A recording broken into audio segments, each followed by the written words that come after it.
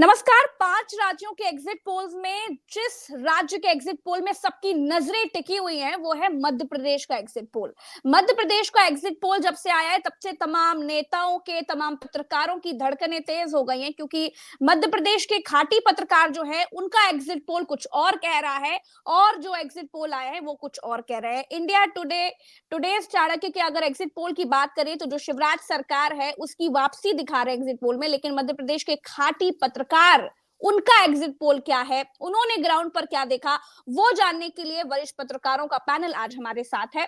और सबसे बड़ी बात कि जो एग्जिट पोल आए हैं उनकी अपनी पद्धति है, उनका अपना तरीका है, हम उन पर कोई शक नहीं कर रहे हैं, लेकिन क्योंकि मध्य प्रदेश की जो पत्रकारों ने ग्राउंड पर काम किया है उनकी क्या राय है, उनकी कितनी सहमति है, असहमति है एग्जिट पोल्स को लेकर के, उसके लिए तमाम पत्रकारों का स्वागत कर देते हैं। शैलेंद्र जी आपका स्वागत है, सौरभ दुबे जी आपका स्वागत है, अंशुल जी आपका स्वागत है और भरत जी आप हमारे सहयोगी हैं, आपका भी स्वागत है। मैं शुरुआत जो है सौरभ जी से करना चाहूंगी। सौरभ जी, आपकी कितनी सहमति है ये जो एग्जिट पोल आए हैं मध्य प्रदेश को लेकर के कि मध्य प्रदेश में शिवराज सरकार वापसी कर रही है? प्रज्ञा जी, एग्जिट पोल तो आए हैं लेकिन एग्जिट पोल अलग अलग हैं, यानी कि कहीं ना कहीं किसी ना किसी की गलती तो है। ऐसा तो नहीं हो सकता कि सभी लोग सही सिद्ध हों, सभी लोग सही सिद्ध नहीं होंगे। कोई कह रहा है कि बीजेपी की वापसी हो रही है, कोई कह रहा है कि कांग्रेस की वापसी हो रही है। मैं इसको इस नजरिए से नहीं देखता कि बीजेपी की वापसी हो रही है या कांग्रेस की वापसी हो रही है। मैं सौरभ दुबे जी, टुडेज चाणक्य के अगर सर्वे की बात करें तो उसके लिए कहा जाता है कि वो एकदम सटीक विश्लेषण करता है। टुडेज चाणक्य का हमेशा सर्वे सही बैठता है, तो इस पर आपको क्या लग रहा है, आप इससे सहमत नहीं है क्या? देखिए, टुडेज चाणक्य का सर्वे सटीक बैठता है, लेकिन बैठता रहेगा इस बात की कोई गारंटी नहीं है, क्योंकि बदलाव तो होता है ना। हमेशा तो एग्जिट पोल सही सिद्ध नहीं हुए ना। ये एग्जिट पोल जो होते हैं इनका तरीका ही कुछ ऐसा होता है जिस तरीके से इसकी सत्यता की प्रमाणिकता अच्छा सौरभ जी, आप क्यों सहमत जी। नहीं है? क्यों सहमत नहीं है? आपने एग्जिट पोल से अलग मध्य प्रदेश में क्या देख लिया, क्यों नहीं सहमत? देखिए, मैं एग्जिट पोल से अलग नहीं बता रहा हूं, मैं एग्जिट पोल के साथ ही चल रहा हूं। बस मेरा एग्जिट पोल जो कहता है, मेरा एग्जिट पोल टीवी 9 के साथ हो सकता है, मेरा एग्जिट पोल न्यूज 18 के साथ हो सकता है, मेरा एग्जिट पोल एबीपी न्यूज के साथ हो सकता है, लेकिन ये जो रिपब्लिक का एग्जिट पोल है ये मुझे समझ नहीं आया। दूसरा, ये चाणक्य का जो एग्जिट पोल है ये मुझे समझ में नहीं आया। जाति के आधार पर भी इन्होंने बांटा है, वो भी मैंने आपको बीते रोज बताया था कि जाति के आधार पर जो इन्होंने गणना की है उस गणना को मैं नहीं मानता कि ऐसा हो सकता है कि जाति के आधार पर वोट, खासतौर से शहरी क्षेत्र में डाइवर्ट नहीं हो सकता वोट। शहरी क्षेत्र में लोग पढ़े लिखे होते हैं, शिक्षित होते हैं। ग्रामीण क्षेत्र की हम एक तरफ अगर बात कर भी लें कि ठीक है जाति के आधार पर वोट डाइवर्ट हो जाएगा, जो शिक्षित लोग हैं, जो बेरोजगार लोग हैं या जो पढ़े लिखे लोग हैं, राजनीतिक जागरूक लोग हैं, वो कैसे डाइवर्ट होंगे, कैसे आप उन्हें डाइवर्ट कर पाएंगे? जी अच्छा सौरभ जी, ये जो एग्जिट पोल है मैंने जितना देखा है 3 एग्जिट पोल मध्य प्रदेश में कांग्रेस की सरकार ला रहे हैं, 2 एग्जिट पोल मध्य प्रदेश में भाजपा की सरकार ला रहे हैं। और जो 2 एग्जिट पोल भाजपा की सरकार ला रहे हैं वो लाडली बहन योजना के ऊपर पूरे के पूरे फोकस्ड और केंद्रित दिखाई दिए हैं कि उनको इसका असर दिखा है, जिस वजह से उन्होंने भाजपा की सरकार को जीतता हुआ दिखाया है। आप लाडली बहन योजना का कितना असर देखते हैं? क्या इतना देखते हैं कि मध्य प्रदेश में वापसी सरकार की हो सकती है? कल भरत जी मेरी एक बीजेपी के कार्यकर्ता से बात हो रही थी, बड़े ही उन्होंने चुनाव में काम किया, इस चुनाव में भी काम किया, पहले कई दशकों से काम करते आ रहे हैं भारतीय जनता पार्टी के लिए, जमीन से जुड़े हुए कार्यकर्ता हैं। लाडली बहना के बारे में उन्होंने जो बात कही वो वाकई मुझे तथ्यात्मक लगी। पहली बात तो ये कि जिन लोगों को लाडली बहना का पैसा मिला है, क्या सभी जो योग्य थी सभी बहनाओं को पैसा मिल गया? क्या नहीं मिला। बहुत सारी लाडली बहनाएं छूटी हैं उसमें। ऐसा नहीं है कि योजना का लाभ हर किसी को मिल गया, हर महिला को मिल गया, नहीं मिला। हर महिला को लाडली बहना योजना का लाभ नहीं मिला। दूसरी एक महत्वपूर्ण बात कि जिन महिलाओं को लाडली बहना योजना का लाभ मिला उनमें से भी बहुत सारी महिलाएं ऐसी थी जो कि पहले से भारतीय जनता पार्टी को वोट देती थी। उनके वोट पर कोई ऐसा तो नहीं कि कोई नए वोटर को अगर लाडली बहना का लाभ मिला हो तो असर आया हो, नहीं, ऐसा नहीं हुआ। पहले से जिनका वोट भारतीय जनता पार्टी को जाता था, बहुत सारी लाडली बहना ऐसी हैं, इस बार भी उनका वोट गया है, कोई फर्क नहीं पड़ा, कोई बहुत ज्यादा अंतर आया हो। हाँ, कुछ नए वोटर ऐसे हो सकते हैं, मैंने मान लिया, उनकी संख्या लाखों में होगी, लाखों जिनको लाडली बहना योजना का लाभ मिला, हाँ उनका वोट डाइवर्ट होगा, लेकिन उनका वोट अगर डाइवर्ट हुआ तो आप ये भी देखिए ना।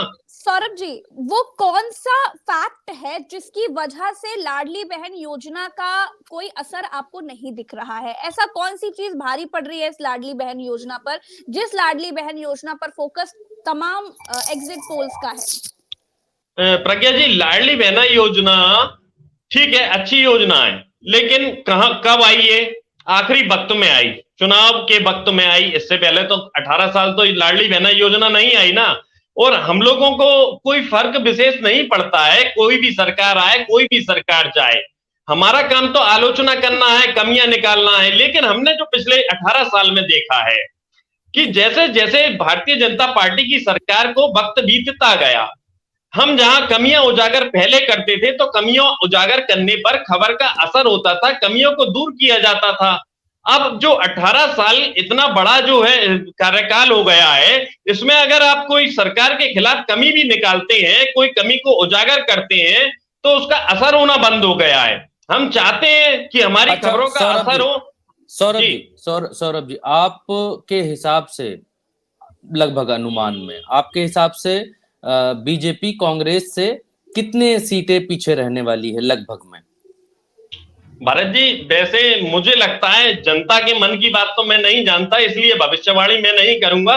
भविष्यवाणी करने वाले तो धीरेन्द्र शास्त्री जी हैं, मुझे भविष्यवाणी करने में योग्यता भी नहीं, मैं पारंगत भी नहीं और भगवान का बेटा भी नहीं। देखिए सौरभ जी, हम पत्रकार हैं, अब भविष्यवाणी तो अलग बात है। अब हम लोग उस स्थिति में आ गए हैं कि सही हो गलत हो, लेकिन हमें अपना अनुमान लगभग बताना चाहिए। अब ऐसा नहीं है कि हम जो है वो कोई महापुरुष हैं, बता देंगे या गलत हो जाएगा। हो सकता है गलत निकल जाए, भरत यादव का अनुमान गलत निकल जाए, जनता का, हर व्यक्ति का अपना अनुमान होता है। तो बतौर पत्रकार आपका क्या अनुमान है? सही हो गलत हो उसकी बात हम नहीं कर रहे, कि बहुत लोग अनुमान इसलिए नहीं बताते हैं कि उनको लगता है कि उसके बाद वो गलत साबित हो जाएंगे, तो लोग ये कहेंगे वो कहेंगे। लेकिन मुझे ऐसा लगता है कि बतौर पत्रकार, जब हम महीना भर 1.5 महीना ग्राउंड पर घूमे हैं, तो एट लास्ट में हमको कुछ लगता है कि शायद ये हो सकता है। और मैं पर्सनली बताऊं कि मुझे अनुमान बताने में लास्ट एंड में मुझे कोई मैं गलत भी साबित हो सकता हूं, कोई दिक्कत नहीं है,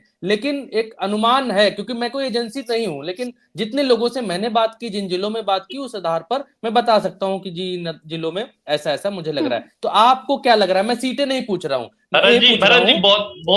मैं ये पूछ रहा हूं कि अगर आप जो है एग्जिट पोल में कांग्रेस को आगे देख रहे हैं, है ना, तो फिर लगभग बीजेपी से कितनी सीटों के मार्जिन से आगे देख रहे होंगे? बस मैं ये जानना चाहता हूं। भरत जी, मैं बहुत हवाई बात नहीं करूंगा। मैं ये बात नहीं करूंगा कि कांग्रेस 130 और 135 सीट लेकर आने वाली है, लेकिन मैं स्पष्ट रूप से बता दूं कि कांग्रेस आगे निकलने वाली है और भारतीय जनता पार्टी से कोई बहुत ज्यादा आगे निकलने की भी मुझे उम्मीद नहीं है। मुझे अप्रोक्सीमेट ऐसा लगता है कि 10 सीटों का अनुमानित जो फासला है वो फासला रहेगा, इससे ज्यादा कुछ नहीं। और ये जो हवाई अभी बात की जा रही है, 140 सीटें, 150 सीटें, 151 सीटें, ये बातें मुझे ऐसा लगता है, जो मेरा अपना अनुमान है, केवल और केवल विरोधी दल के कार्यकर्ताओं का हौसला तोड़ने के लिए की जा रही हैं। और जब हौसला टूट जाएगा, जी आप कुछ कहना चाहते हैं? हाँ, मैं शैलेंद्र जी के पास जाना चाहता हूँ कि शैलेंद्र जी का अनुमान अपना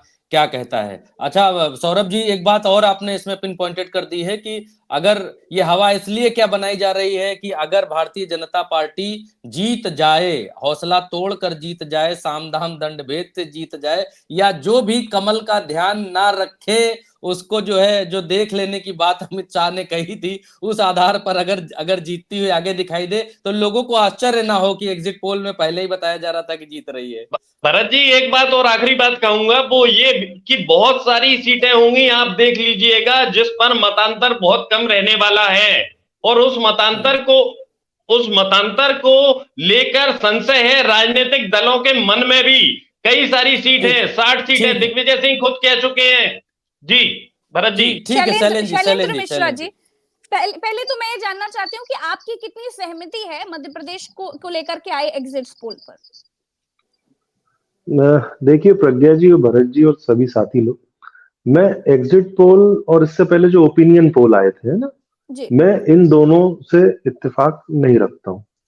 उसकी वजह यह है कि मध्य प्रदेश में ग्राउंड पर प्रज्ञा जी आप भी घूमी हैं, भरत जी भी घूमे हैं, सौरभ जी भी, और साथ ही महिला पत्रकार बैठी हैं अंजुल जी, वो भी, और हम भी खुद भी। मध्य प्रदेश में मैं बताना हूं आप लोगों के माध्यम से, चुनाव का जो ट्रेंड था सितंबर में अलग था। 15 अक्टूबर के बाद मध्य प्रदेश में बहुत तेज गति से भारतीय जनता पार्टी ने जो डेवलपमेंट किया वो आश्चर्यजनक है। और ये वो लोग बहुत आसानी से समझ सकते हैं जो लोग मतलब बीजेपी और भोपाल या मध्य प्रदेश में आसपास थे, जिसमें सौरभ जी भी हैं और अब बाकी लोग भी हैं। भारतीय जनता पार्टी अगर ये इलेक्शन 15 अक्टूबर के पहले होता तो परिणाम जो होते और एग्जिट पोल जो होता, आज जो कांग्रेस नाराज हो रही है 2 बड़े चैनलों के एग्जिट पोल से, वो शायद बीजेपी होती। मैं प्रबंधन की बात करूं, भारतीय जनता पार्टी ने अक्टूबर महीने से प्रबंधन जो शुरू किया, जो उनके लूप पोल्स थे, और इसको मतलब मैं गंभीरता पूर्वक बता रहा हूं और इसमें कोई दो मत भी नहीं होना चाहिए। सुधार अगर कोई भी व्यक्ति करता है तो उसकी हमेशा तारीफ होना चाहिए। कांग्रेस का इलेक्शन आते आते जनता ने लड़ा, बीजेपी का इलेक्शन खुद बीजेपी ने लड़ा और उनकी लाडली बहनों ने लड़ा। जैसा हम देख रहे थे, शिवराज सिंह चौहान को मध्य प्रदेश में केंद्रीय नेतृत्व ने साइडलाइन कर दिया था, लेकिन आखिरी में आज जितनी भी बातें हो रही हैं वो शिवराज सिंह चौहान के द्वारा बनाई गई लाडली बहना योजना के दम पर ही हो रही हैं। सौरभ भाई ने बहुत सही बात बोली है। मुझे मध्य प्रदेश में इलेक्शन अब नेक टू नेक लगता है। सितंबर के महीने में और 15 अक्टूबर से पहले मुझे लगता था व्यक्तिगत शैलेंद्र मिश्रा को कि मध्य प्रदेश में कांग्रेस पार्टी सरकार बना लेगी और बहुत अच्छे नंबर से बना लेगी। लेकिन अब मुझे ऐसा लगता है कि जो 36 सीटें हैं, 66 भी नहीं, 36 सीटें ऐसी हैं जहां पर बहुत नेक टू नेक परिणाम आने हैं, जहां पर जो थर्ड फ्रंट है, चाहे वो बसपा हो, सपा हो या आम आदमी पार्टी हो या कोई निर्दलीय हो, जहां पे थर्ड पर्सन है बीजेपी कांग्रेस के अलावा, ये समीकरण किसके बिगड़ेंगे? अब ये बड़ा महत्वपूर्ण है। समीकरण कांग्रेस के विधायकों का जो चुनाव लड़ रहे हैं विधायक प्रत्याशी, उनका बिगड़ेगा या भाजपा का बिगड़ेगा? क्योंकि भीतरघात जो है वो दोनों ही दलों में हुआ है, एक दल में नहीं हुआ है। मैंने एक नेशनल चैनल पे अभी 10 दिन पहले वोटिंग के बाद मैंने कहा था बीजेपी ने अपना ऑपरेशन 1 2 3 शुरू कर दिया मध्य प्रदेश में, और ये 15 अक्टूबर के बाद से एक्टिवेट हुआ, और इसकी बहुत ज्यादा मतलब जानकारी 1 2 3 मतलब 1 2 3 मतलब ऑपरेशन 1 2 3 123 सीटें। भारतीय जनता पार्टी तो कल से 150 सीटों की बात कर रही है। इससे पहले अगर आप भारतीय जनता पार्टी के किसी वरिष्ठ नेता से मिले होंगे या अनौपचारिक जो चर्चा हुई होगी, आप बीजेपी का एज देख रहे हैं, क्योंकि हम लोग बिल्कुल अंतिम चरण में हैं, सवेरे रिजल्ट आने हैं। तो अब जब आप एज देख रहे हैं तो किस कारण देख रहे हैं? भीतरघात की वजह से, लाडली बहन की वजह से, या फिर जो 7 सांसद और मंत्री मोदी जी ने उतारे उसकी वजह से, या मोदी जी ने जो शिवराज सिंह चौहान को साइडलाइन करके अपने ऊपर चुनाव लड़ा उस वजह से? देखिए, मध्य प्रदेश में जो प्रचार बीजेपी ने किया उसमें मोदी जी को आगे रखा, साइड में शिवराज जी को रखा, साइड में वीडी शर्मा जी को रखा, साइड में नड्डा जी को रखा, और उनके जो भी मध्य प्रदेश के बड़े चेहरे केंद्र के या मध्य प्रदेश के, चाहे उसमें डॉक्टर नरोत्तम मिश्रा हो या नरेंद्र सिंह तोमर हो, और जातिगत जो समन्वय था उन विज्ञापनों में वो साफ नजर आता था। लेकिन इलेक्शन मध्य प्रदेश में बीजेपी वर्सेस कांग्रेस हुआ है, और मैं यहाँ पर बताता हूं आपके चैनल के माध्यम से, कमलनाथ इकलौते व्यक्ति हैं मध्य प्रदेश कांग्रेस में, और उनके बाद दिग्विजय सिंह, जिन्होंने चुनाव लड़ा और चुनाव में अपनी हिस्सेदारी दी। कमलनाथ जी एक न्यूट्रल फेस है मध्य प्रदेश में मेरी नजर में कांग्रेस की तरफ से, और उनको लेके एक हद तक जनता में सिंपैथी है, लेकिन उतनी ही सिंपैथी या उससे ज्यादा सिंपैथी शिवराज सिंह चौहान के लिए। मुझे लगता है मध्य प्रदेश में मोदी फैक्टर का बहुत बड़ा असर नहीं है, सीधा जनता ने चुनाव लड़ा है। और क्षेत्रीय वोट डालते वक्त, मैं भी मध्य प्रदेश में मतदाता हूं, भोपाल में मेरा वोट है, वोट डालते वक्त मतदाता ने कि आंख बंद करी होगी या नहीं की होगी, उसने जो वोट डाला है वो उसने अपने आसपास के जो सर्कमस्टेंसेस हैं, उसकी कॉन्स्टिट्यूएंसी की जो समस्याएं हैं या उसके परिवार की जो समस्याएं हैं, यहाँ पे एक वर्ग को बहुत जोर दे के दिखाया जाता है, नीचे तबके का वर्ग जो आर्थिक रूप से कमजोर है। मध्यम वर्ग की ना बीजेपी ने बात की, ना कांग्रेस ने बात की, और ना अभी भी कोई कर रहा है। कोविड के बाद से जो आर्थिक हालात हैं, लोगों के, खासकर मध्यम वर्गीय लोगों के, आपने तो लाइव रिपोर्टिंग की है, सड़कों पे आप गए हैं, सारी बातें, तो बहुत सारे फैक्टर हैं। लाडली बहना से एक बड़े तबके को फायदा मिला, लेकिन महिला वोटिंग परसेंटेज अगर आप देखेंगे तो उसका फीमेल परसेंटेज कम है मेल के मुकाबले मध्य प्रदेश में। और गौर करने वाली बात यह है कि 2018 में जो वोटिंग परसेंटेज था उससे ज्यादा वोटिंग परसेंटेज इस बार मध्य प्रदेश में हुआ है, लगभग 1.25% के आसपास। तो इसका ये जो 1.25% वोट है, इसमें युवा जो 20-25 लाख युवा वोट इस बार ऐड हुए हैं। और हम जैसा कि देखते हैं कि व्हाट्सएप यूनिवर्सिटी का प्रज्ञा जी, भरत जी, कितना भयानक असर इस देश में है। कई बार उस मतलब अच्छा, आपके समस्या हिसाब से शैलेंद्र जी, आपके हिसाब से बीजेपी का एज है, आपके हिसाब से मैं हाँ, मेरे हिसाब से बीजेपी ने इलेक्शन कवर किया है। हाँ। और आज से 3 महीने पहले जहां बीजेपी हम लोगों को 65 और 70 नंबर पे नजर आती थी कि 75 से ऊपर नहीं जाएगी, वो 25 और 30 सीटें जो बीजेपी ने कवर की हैं, वो आज 100+ की स्थिति में जो हमको लगता है कि मतलब बीजेपी आ सकती है, और कांग्रेस तो है ही उसमें। अब ये जो 36 सीटें मैं आपको बार बार कह रहा हूँ, ये 36 सीटें बड़ी डिसाइडिंग होगी। और 36 सीटों का 2018 मतलब आपका चंबल रीजन और ग्वालियर रीजन की 36 सीटों से है? नहीं, मुझे ग्वालियर चंबल बेटर नजर आ रहा है, महाकौशल मुझे बेटर नजर आ रहा है। रीवा में कुछ थोड़ा सा भी वोटिंग के आने से पहले कुछ मुझे लगता है कि चेंजेस आए हैं, क्योंकि देखिए अभी आपने जैसा बड़े चेहरों की बात की थी, ग्वालियर चंबल में नरेंद्र सिंह तोमर एक बड़ा चेहरा, विंध्य में आप जाएंगे तो 2 बड़े चेहरे, प्रहलाद जी और राकेश सिंह जी। उसके बाद आप रीवा में जाएंगे तो गणेश सिंह बहुत बड़ा चेहरा नहीं है, रीति पाठक बहुत बड़ा चेहरा नहीं है, इनके खिलाफ वहां पे लोग हैं, और बीजेपी के लोग भी इनके खिलाफ चुनाव लड़ रहे हैं।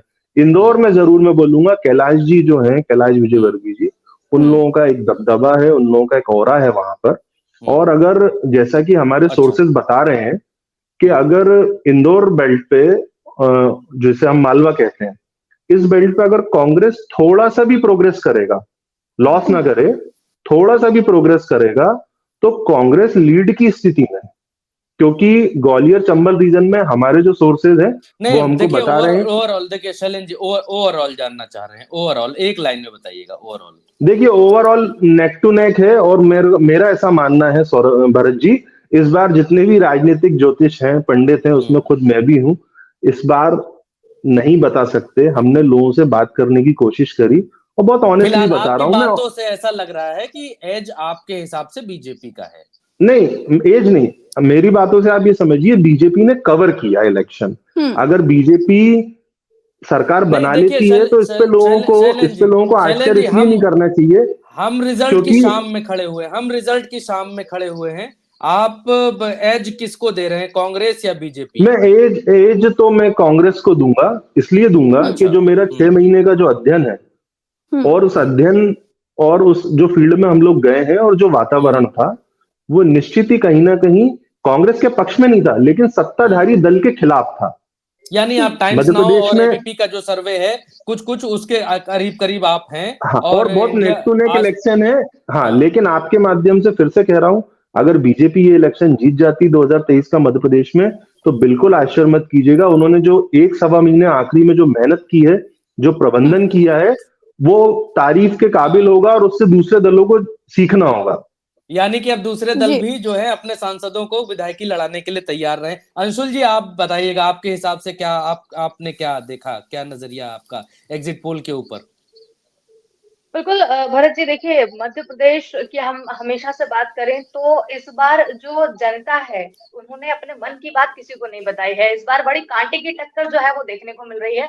क्यों? क्योंकि कांग्रेस ने जिस तरीके के वादे यहाँ पर किए हैं पिछली बार, अगर हम 2018 अच्छा अंशुल जी आप किसके एग्जिट पोल के साथ में हैं? सरकार वापस आ रही है इन एग्जिट पोल के साथ में है, कि सरकार जा रही है इन एग्जिट पोल के साथ में है? देखिए सर, जैसा कि अभी ट्रम्प कार्ड एक खेला है शिवराज सिंह चौहान जो बीजेपी है, उन्होंने जो लाडली बहना के तहत, उससे तो कहीं ना कहीं ये लग रहा है कि आ रही है। क्योंकि ग्राउंड रिपोर्ट की अगर हम बात करें तो बीजेपी आ रही है, ये कहा जा सकता है। क्योंकि तो यही इंडिया टुडे और टुडे चाणक्य का एग्जिट पोल भी यही कह रहा है कि शिवराज सिंह चौहान की सरकार वापस आ रही है। तो आपकी सहमति इससे है? आप हाँ, आपकी सहमति इस एग्जिट पोल से है इंडिया टुडे और टुडेज चाणक्य की कि शिवराज सरकार वापस बिल्कुल आ रही है। बिल्कुल हम्म, बिल्कुल तो बिल्कुल, जैसे क्योंकि महिला वोटर्स को जिस तरीके से उन्होंने अपने पक्ष में किया है इसके बाद में, तो कहीं ना कहीं, और उसके बाद जैसे कि अभी शैलन जी ने भी बताया कि हाँ, विद इन 1 मंथ, 1.5 मंथ, 1 से 1.5 माह के बीच में जो काम बीजेपी ने किया है, उसका जो सफलता है, उसका जो फल है, वो कहीं ना कहीं चुनाव में मिलता हुआ नजर आ रहा है, ऐसा मुझे लगता है। सौरभ दुबे अच्छा, जी, तो 1.25 महीने का काम जो है वो प्रज्ञा जी, एग्जिट। प्रज्ञा जी जी, जी जी। जैसे एग्जिट पोल्स ने दिखाया है कि 2 एग्जिट पोल हर राज्य में, 2 एग्जिट पोल छत्तीसगढ़ तेलंगाना को आप छोड़ दीजिए, तो बाकी जितने राज्य हैं उन राज्यों में एग्जिट पोल्स ने दिखाया है 3 एक तरफ 2 एक तरफ, कहीं 3 उसकी तरफ 2 इसकी तरफ, या 3 उसकी तरफ 2 उसकी तरफ, ऐसा करके दिखाया। कहीं कहीं राजस्थान में एग्जिट पोल ये दिखा रहे हैं कि जो सरकार है वही रहेगी, और मध्य प्रदेश में भी एग्जिट पोल 2 ये दिखा रहे हैं कि जो सरकार है उसकी रहेगी। हमारे पैनल में भी यही है कि सौरभ सर कांग्रेस के जो है एग्जिट पोल के की तरफ झुके हुए दिखाई देते हैं। उनको लगता है कि जो इंडिया आज तक का एग्जिट पोल है वो सही नहीं है, उनके हिसाब से दूसरा एग्जिट पोल, या सरकार नहीं आ रही मध्य प्रदेश में। तो ये इस बार की जो एक खिचड़ी है, आप गई हैं, मैं आपसे पूछना चाहता हूँ, आप भी गई हैं मध्य प्रदेश, आपने भी घूमा है, आप क्या देख रही हैं? देखिए, क्योंकि ये मत भूलिए कि अब 3-4 दिन पहले नहीं बैठे हैं हम लोग, आज शाम है और सुबह रिजल्ट है। आपने क्या देखा है? और मैं चाहता हूं कि बहुत ईमानदारी से ये चीज बताई जाए कि हमने क्या देखा है, रिजल्ट आए ना आए, किधर आए उधर आए, क्योंकि हमारे सामने खिचड़ी है, कुछ इधर है कुछ उधर है। जी अंशुल जी, सवाल आपसे है। आपसे है प्रज्ञा जी। जी अच्छा, आप मुझसे सवाल कर रहे हैं? जी जी। जी देखिए भरत जी, अगर आप मुझसे, हालांकि मुझे लगा कि आप अंशुल जी से सवाल कर रहे हैं। हमने भी देखिए ग्राउंड पर यही देखा है कि अगर बात करें शिवराज सरकार की, तो लोगों के जहन में ये था कि कहीं ना कहीं सरकार नहीं, बदलनी महिलाओं में, है। चलिए मैं क्लियर खुल के आता हूँ, पॉइंट पे आता हूँ। महिलाओं में क्या हम्म देखा आपने? अंशुल जी जैसे बता रहे हैं, चैलेंज जी, तो महिलाओं में आपने क्या देखा? बिल्कुल, लाडली बहन योजना का पूरा पूरा असर दिख रहा है। आपने बिल्कुल देखा? महिलाओं में असर, बिल्कुल मैंने देखा, बिल्कुल बिल्कुल मैंने बिल्कुल। ग्राउंड में देखा कि लाडली अच्छा, बहन योजना का असर है। लेकिन मैंने जो हालात देखे वहां के स्कूल्स के, वहां के गांवों के, वहां पर लोगों की भयंकर नाराजगी है और उन्होंने कहा है कि इस बार हम पंजे को जिता रहे हैं। ये भी है भरत जी। अगर हम सिर्फ अच्छा, महिलाओं की युवाओं में बात क्या करें, देखा? युवाओं में नौकरी वाले या पेपर लीक, ऐसा क्या देखा आपने? बिल्कुल युवाओं में भी नाराजगी है सरकार को लेकर के कि हम बदलाव चाहते हैं। एज किसको दे रही हैं? मध्य प्रदेश में अगर मैं एज की बात करूं, बिल्कुल मेरा भी वही रहा, क्योंकि नहीं ग्राउंड नहीं, पर जो देखिए मैंने ऐसा देखा, नहीं, मैं खुद देखिए मैं चाहता हूं कि बिना, मैं खुद हाँ, ये समझ पा रही हूँ भरत जी। मैंने शुरू से ये बात कही थी, नेल बाइटिंग फाइट है, नेल बाइटिंग फाइट है, मतलब अंततः वाली जो फाइट होती है, बस नाखून चबाने की बस देरी रह गई है, तो ये वो वाली फाइट चल रही है इस वक्त पर। नेक टू नेक फाइट तो है ही, लेकिन अगर एज मैं अपनी तरफ से देखूं, क्योंकि हम हाँ। रिजल्ट के एक दिन पहले बैठे हुए, सुबह रिजल्ट आ जाएगा, तो मेरे हिसाब से मध्य प्रदेश में एज कांग्रेस को दिख रहा है। आपके हिसाब से कांग्रेस को दिख रहा है? अच्छा, तो इस पैनल में भी 2 लोग कांग्रेस के साथ हैं और 2 लोग लाडली बहन योजना के साथ में, नहीं 3 लोग कांग्रेस के साथ हैं, और अंशुल जी भारतीय जनता पार्टी को एज देखिए, कहने में कोई, मुझे लगता नहीं कि कहने में कोई बिल्कुल बिल्कुल। बुराई होनी चाहिए, या फिर भरत यादव इतने बड़े नहीं भरत जी, इसके प्रोजेक्ट पीछे करने एक वाले मेरा हैं। मेरा बीजेपी, भरत हाँ जी मेरा हाँ बीजेपी के साथ जाने का एक मोटिव ये भी है, क्योंकि हम पिछले चुनाव को देखें तो कांग्रेस को जिताया गया था। कांग्रेस को जब जिताया गया था तो उसके पीछे एक बड़ा कारण था किसान। अब हम्म किसान से भी अगर आप जाके ग्राउंड रिपोर्ट में पूछेंगे तो किसान भी कहीं ना कहीं नाराज है कांग्रेस से। तो हम्म किसान भी जब पीछे हट गए हैं, महिला भी उनके साथ में है, तो मुझे कहीं ना कहीं ऐसा लगता है कि बीजेपी इस बार दोबारा से आ रही है। लेकिन अंशुल जी, ये नाराजगी मैंने ग्राउंड पर जरूर देखी है। अगर आप ये बात कह रहे हैं कि मैं शालिन जी आपके पास आ रही हूँ, ये नाराजगी लोगों में है कि हमने पहले कांग्रेस की सरकार बनाई, लेकिन बीजेपी ने तोड़ मरोड़ करके शिवराज सिंह चौहान मुख्यमंत्री बन गए। तो ये नाराजगी लोगों में देखी मैंने ग्राउंड पर, ये लोगों ने बिल्कुल मुखर देखी होकर गई के ये है, बात लेकिन कही बहुत है। सारे लोग बहुत सारे लोग लेकिन ऐसे भी हैं जिसके बाद, जैसा कि अभी शैलन जी ने भी कहा कि बीजेपी एक अलग रणनीति से भी उतरी है इस बार के चुनाव में और कवर वो बहुत अच्छी तरीके से कर रही है। तो किसानों को बहुत सारी चीजें आज भी वो, जैसे सालाना 6,000 रुपए किसानों को दिए जा रहे हैं, कर्ज में बहुत सारी चीजें दी जा रही है, तो कहीं ना कहीं किसान जो है वो बीजेपी के साथ में है, कहीं ना कहीं। महिलाएं तो है ही, लेकिन किसान भी कहीं ना कहीं बीजेपी के साथ में। शैलेंद्र जी कुछ कहना चाह रहे हैं? आप कुछ कहना चाह रहे थे शैलेंद्र जी? आपका माइक म्यूट है क्या? जी बोलिए। हाँ, अभी चालू हो गया। प्रज्ञा जी, आपसे और अंजुल जी दोनों से मैं सहमत हूँ। प्रज्ञा जी, आप ग्वालियर चंबल रीजन बेल्ट में गई होंगी। बिल्कुल गई हूँ, बिल्कुल गई हूँ। वहां पर आपको जो नाराजगी नजर आई होगी, वो जो 2020 में जो सत्ता छीनी गई ना, आपको वो नाराजगी दिखी होगी। लेकिन वो नाराजगी इंदौर बेल्ट पे नहीं है, मालवा में। वो नाराजगी विंध्य में नहीं है, लेकिन वो नाराजगी महाकौशल में है, क्योंकि महाकौशल से कमलनाथ जी आते हैं और विंध्य और ग्वालियर चंबल रीजन से ज्योतिरादित्य जी आते हैं। ग्वालियर चंबल का पानी, यूपी का पानी लगभग सेम है। वहां का व्यक्ति जो तय कर लेता है वो वही करता है, नुकसान फायदे की चिंता नहीं करता। महाकौशल में भी कुछ ऐसे ही माहौल है और विंध्य रीजन बुंदेलखंड में भी कुछ ऐसे ही माहौल है। मैं बार बार आपसे स्पष्ट कर रहा हूं, मैं 15 अक्टूबर तक डैम श्योर था मध्य प्रदेश में कांग्रेस आ रही है। लेकिन जो एक महीने का जो बीजेपी का जो प्रबंधन है, और जैसा भी अंजुल जी ने बोला, लाडली बहना, जब पिछली बार कांग्रेस किसान कर्ज माफी की बात करके सत्ता में आ सकती है, तो मध्य प्रदेश में भाजपा रिपीट क्यों नहीं हो सकती? लाडली बहना 1,32,00,000 लोग लाभान्वित हो रहे हैं, महिलाएं, ऐसा सरकारी आंकड़े आ रहे हैं। लेकिन मैं फिर भी बोलूंगा, जो 18.5 साल की जो नाराजगी है, जो छोटा छोटा बूंद बूंद से जो घड़ा भरता है, हमारे यहाँ कहावत है, वो कहीं ना कहीं लोगों के अंदर है। एक वर्ग है जो बिल्कुल संतुलित है, उसको सारी योजनाओं का लाभ मिल रहा है, लेकिन एक बड़ा वर्ग ऐसा है जो आज अपने जो डेली जो उनके संघर्ष होते हैं उसकी लड़ रहा है। कौन पकोड़े तल रहा है, कौन चाय बना रहा है, ये तो वक्त तय कर देगा। बीजेपी ने इलेक्शन कवर किया है, कांग्रेस ने अपनी सीटें लॉस करी हैं। आज ये जो हंग असेंबली की भी बात हो रही है, हम एग्जिट पोल में मत जाइए, आप, मैं सम्मान के साथ लेकिन शैलेंद्र जी, मैं आपकी एक बात से नहीं हूं सहमत प्रज्ञा थी जी। कि आपने ये बात कही थी कि कांग्रेस की लड़ाई जनता ने लड़ी है, ये बिल्कुल ठीक बात है, और बीजेपी ने नहीं, ये अपनी रीजन लड़ाई वाली लड़ी बात भी है। मैं आपकी इस बात से बहुत सहमत प्रज्ञा हूं। जी, रीजन बिल्कुल वाली ठीक है। बात से मैं सहमत हूं कि जो ग्वालियर चंबल का रीजन था, इस रीजन में ये नाराजगी थी कि सरकार तोड़ मरोड़ कर बना दी, हमने जो कहा था वो हुआ नहीं और सरकार गिरा दी। इस बात की नाराजगी ग्वालियर चंबल रीजन में थी। तो चलिए प्रज्ञा जी, समय भी हो रहा है और समराइज मेरे ख्याल से लास्ट में समराइज कर लेते हैं। सौरभ जी, आपके पास आते हैं। आप जो है कल मिलेंगे जरूर, अब सब लोगों से कल मिलेंगे जरूर, और वादा है इस डिबेट में कि कल 2 बजे तक कहीं ना कहीं हम लोग जी, कल हम लोग कहीं ना कहीं जरूर बैठेंगे साथ में। आप सौरभ जी लास्ट में, हाँ, एज किसका, कांग्रेस बीजेपी? भरत जी, प्रज्ञा जी, अब तो सरकार की बात करिए भरत जी। मैं एक बात आखिरी में कहना चाहता हूं, वो ये कि अभी हमारे मिश्रा जी ने, शैलेंद्र मिश्रा जी ने जो बात कही, वो बात बिल्कुल सही है। नहीं सौरभ जी, देखिए, लपेटिए मत, सरकार किसकी ये बताइए। उम्मीद करते हैं कि इस बार भरत जी उम्मीद करते हैं, बीजेपी की आलोचना करते करते बहुत दिन हो गए हैं, तो उम्मीद करते हैं कि कांग्रेस की आलोचना करने का मौका मिलेगा। कांग्रेस के साथ जा रहे हैं शैलेंद्र जी।